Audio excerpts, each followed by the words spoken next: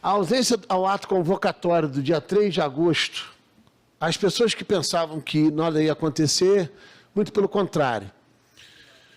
As ações pelo Poder Legislativo serão encaminhadas aos órgãos de controle. A peça legislativa já está pronta e é uma peça que o presidente Alexandre Cruz assina em nome da Casa, ou seja, não é uma ação de um ou outro vereador, é uma ação do Poder Legislativo, porque houve um desrespeito a essa Casa Legislativa, que é absurda a forma como se trata um poder de fiscalização. Então, as medidas, junto aos órgãos externos, serão encaminhadas. E, juntamente, a Casa acolheu a denúncia, a comunicação, e essa comunicação está sendo juntada como a exposição exata dos motivos do não comparecimento ao ato convocatório. Então, o procurador dessa Casa, Dr. Rodrigo Ascoli, com muita competência e atenção, deu todas as orientações, e eu, na condição do autor denunciante, tive que preparar todo o relatório para poder o Legislativo fazer o encaminhamento.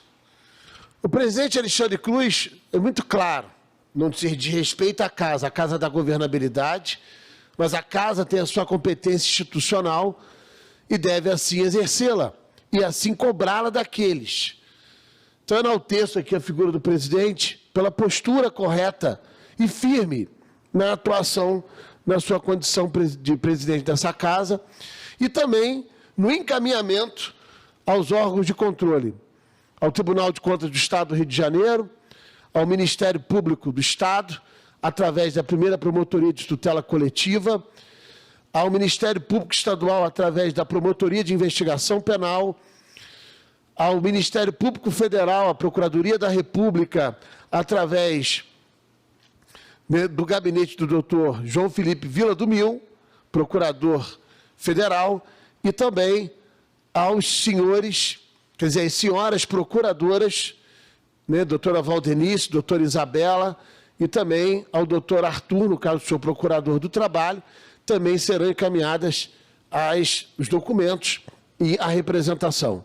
Então, isso é um comunicado aos servidores públicos municipais de que a situação de incorporações, a situação relativa a acumulações salariais, que gera essa tamanha injustiça. Também comunicar ao Poder Judiciário de que a Câmara de Vereadores está tomando medidas frente ao desrespeito à coisa julgada, porque foram 3 decisões, 3 acórdãos, que foram 2 acórdãos e uma decisão em primeira instância transitada em julgado, que foram desrespeitadas. Em potencial desobediência à ordem legal nos termos do artigo 330 do Código Penal. Essa é uma situação muito grave que o Poder Legislativo, em hipótese alguma, poderia quedar-se de tomar as medidas que está tomando, no âmbito da sua conjuntura institucional. Porque não vai o Poder Legislativo abrir um precedente de ato de convocação aprovado no plenário e de quem quer que seja ousar não comparecer para receber aqui as perguntas e ter a conduta de esclarecimento que deveria ser dada. Isso é um desrespeito aos 21 vereadores, mas, sobretudo, ao Poder Legislativo. E isso não pode, em hipótese alguma, passar em branco. Então, aos servidores públicos municipais, a Casa Legislativa está dando exatamente essa confirmação de que as medidas foram tomadas por essa Casa.